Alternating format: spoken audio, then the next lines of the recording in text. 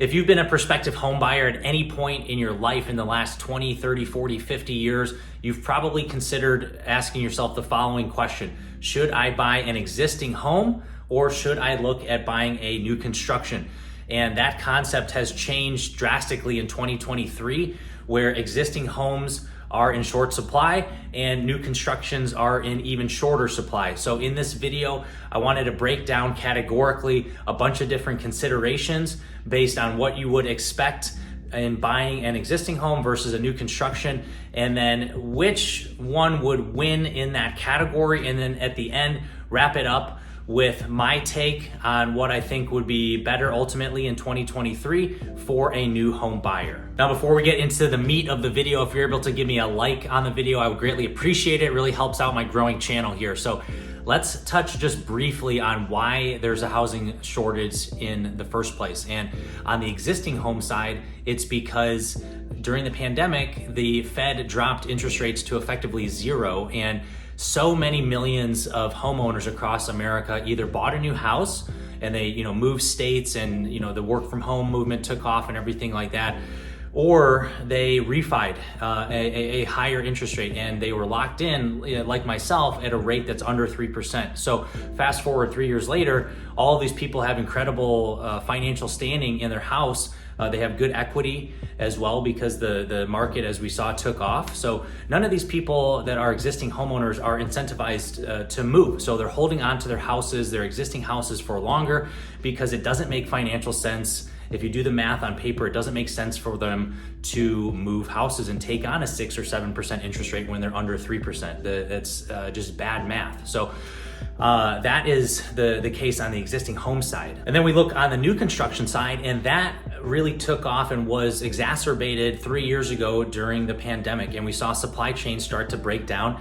And during that time, developers could not get materials, or they were extremely expensive. So development came to a halt or was greatly delayed or reduced. And so 3 years later, we're seeing the effects of that continued, and the developers cannot get these communities up fast enough.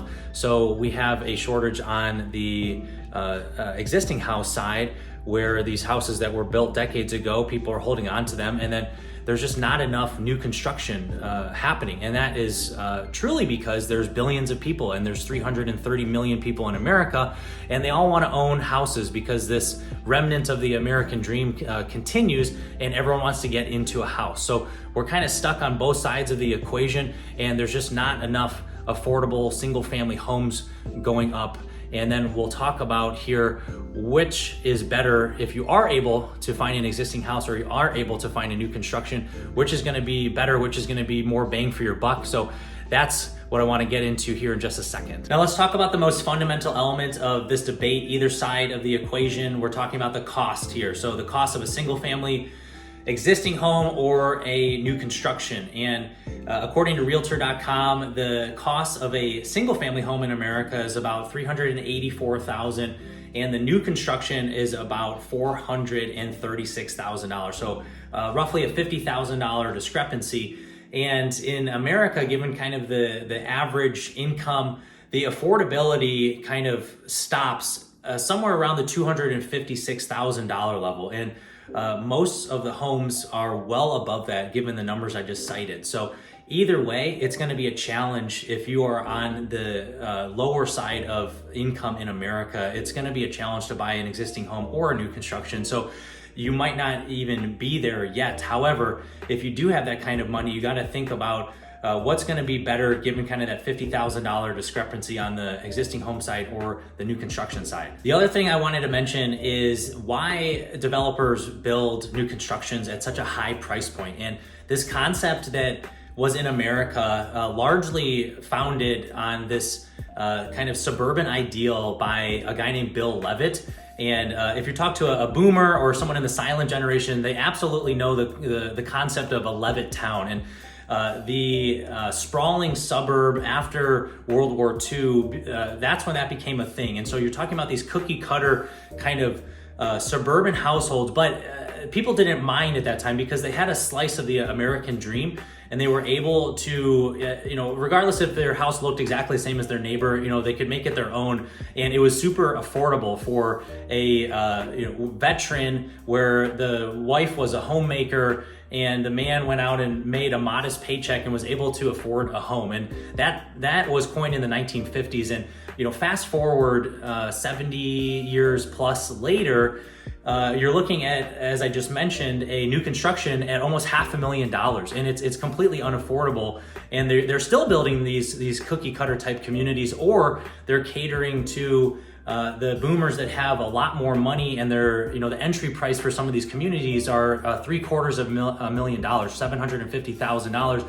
These custom luxury homes. So the person coming out of college or out of the military service, for example, here in America, they can't afford a house because there's no $50,000 or if you calculate maybe for inflation that $250,000 mark, which is more reasonable for a entry level type starter home. Those don't exist anymore, and it's largely because in the development world, there's not any margin left on a $250,000 house. Developers are not in the game to make $5,000, $10,000, $15,000 per home. They want to make more money. They want to double essentially their profit. They build a house for $250,000. They want to sell it for $500,000, and that's completely possible in this day and age, and that's what is kind of happening. So it makes it really tough for the average American to get into a new construction community because they're so hugely expensive. So a lot of times they're relegated to buying a existing family home that is could be 90 or 100 years old, needs a ton of work. So we'll continue to talk about kind of the different categories and what you get on both sides with the existing home and the new construction. So let's talk about some obvious differences and some benefits in buying a new construction. And it's going to be like a 2023 home, for example. So you're going to have that open floor plan. You're going to have the spacious, bathrooms and walk-in closets, and you're going to have the tile and the quartz countertops and just really good materials, well built, hopefully. And it's gonna have that modern look and feel. You're gonna have LED lights, energy efficiency, all these kind of things and buzzwords and things that don't come necessarily with a existing home, where you're gonna have to do a lot of upgrades in the existing home. So the new construction is priced at a point because it is basically retail price. You're paying MSRP because it's rolling straight out of the factory. They're putting the final nail in it, and then you can move in and it's pristine, and you don't have to do anything. It's that concept of turnkey, where you buy an existing home and you have to do a lot of upkeep and maintenance. And me, for example, if you've seen my other videos, I have a rental property that was built in 1926. It has taken tens of thousands of dollars to modernize it. And, you're talking new roofs and, air conditioning issues and, paint jobs and just making everything nice, new flooring. So that's one of the main differences. And that's why, often they're priced at a different level, because they're coming in with these nicer materials, and it is completely modernized, where again, the existing family home, you're going to have to put in money and put in cash to make that house on par with a new construction. Now, something that is pretty obvious, but it is not necessarily thought about when you are looking at buying a new house, and that is the concept of mature landscaping and greenery and big trees that have been there for 50 years that are adding value to the property. If you're going to look at a new construction development, a lot of times these developers just absolutely wipe out 100 acres and they just put house after house after house and fence after fence after fence. And it's different. So if you want to be in an established community, if you look at these, beautiful, wealthy neighborhoods in, California or, really any state, they have lush greenery that is adding value to the property. So me, for example, I put in a ton of trees in my backyard because I know that it's going to add value, and over time, it's going to make it look really cool. But if you're looking at a new construction, yes, you have a brand new, beautiful house, but you're going to have really immature plants that they put in, maybe some basic kind of vegetation or some rocks or something to make it look good. But you're going to have kind of that cookie cutter feel versus an established neighborhood where you have these big trees and these kind of tree-lined streets as you're driving to get home. So it's going to be kind of a different feel. So it's something to keep in mind if you want to be close to nature or kind of have more of that start from scratch situation in a new construction community. Let's talk about the HOA situation in an existing neighborhood. It's statistically, you're not going to have one. In America, existing homes don't come with HOAs. However, they are becoming more popular in America for whatever reason. And in a new construction community, a new development, you are almost guaranteed to have an HOA situation.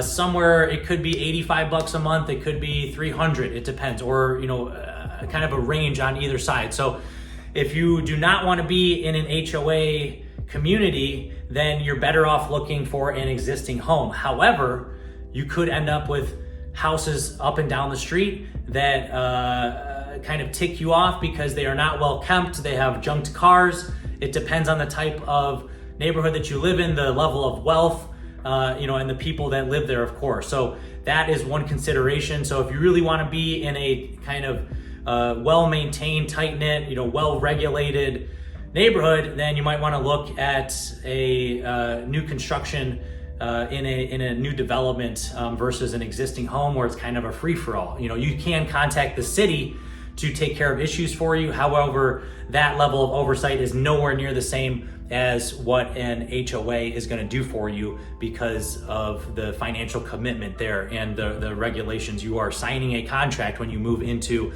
an HOA community. So it is up to you on what you want to do, if that is something you want to pursue or not. They are available on both sides, but you are guaranteed to be in an HOA community if you move into a new construction. Now let's talk about the buying timeline. With existing homes, they're available immediately. If you see it on the market, you go on the MLS, you can go tour and you can go sign a contract, pay the money, and get the house. It's available right there. It's just like walking into a store. In the new construction side, it could take 6 months, it could take 12 months, depending on how custom your home is, how much you're spending, how much you go back and forth with the builder or the developer on different items. So the timeline is longer, obviously, for a new construction because they are physically building the house, and building a big house takes a long time. So you have to factor that in, but potentially it's a cool situation because you could lock in a rate and you could sign all the paperwork, and then the house, as it's building in a potentially new and popular community, your house could even build equity before you even move in. So that's one thing to consider. Which is not necessarily going to happen on an existing house right away. Hopefully over time it'll continue to build equity, but something to consider what your buying timeline is. If you need a house immediately, you can't go get a new construction because it's not going to be available. There could be some existing houses within that new construction development that were recently finished that you could go take a look at. But if you are building a house to your exact specifications, and again, there's a dialogue with the builder, it's going to take longer for that to be finished, and then there's some steps in the process before you can move in. Now, where are you better protected in making this massive hundreds of thousands of dollars purchase, on the existing home side or on the new construction side? So on this side, existing homes, you don't get anything from the seller. You can buy your own home warranty, which is a whole nother topic that you can spend $500 or $1,500 a year depending on the age of your appliances and the policy and things like that, and that'll give you some coverage on some big appliances in your house. But beyond that, there's really no warranties. On the new construction side, there's a huge benefit in having a warranty from the developer, which could last a year or multiple years. They might have different options. But what we're running into now in 2023 is because there are so many new constructions, a lot of the work is not being done as it has been done tactfully in the past, because they are rushing through their developments and trying to get these houses up as soon as possible. And so getting a contractor through the developer back out to fix something that was not done correctly during the build process could be a challenge. However, technically, under your contract with the developer, you are covered for things that are not done correctly during that build process before you move in, during final inspection, and even after you move in. I've seen a lot of news stories where the work has been shoddy on the new construction side and things weren't done correctly. And so their homeowners are moving into effectively unfinished homes, and they have to get work done, which is also really kind of a crappy situation because you thought that you're moving into this beautiful, pristine new house and there's still work to be done. But again, you technically are covered given that initial warranty where if you move into an existing house, it's as is, and you got to take on the work yourself and go finish it. So there's kind of a duality here with both options. Now, my final take for what you should do in 2023, I'm a big fan of existing homes. I've cited earlier in the video the lower price point and the lack of an HOA, which is also a cost-saving measure. So if I was to buy a house in 2023, I'd be looking basically exclusively at existing homes because you're able to get a deal. The negotiation ability on the development side is less feasible. You're able to do a better negotiation with an individual seller who has a realtor. So in my opinion, I also love putting the work into an existing home and doing what's called forced appreciation.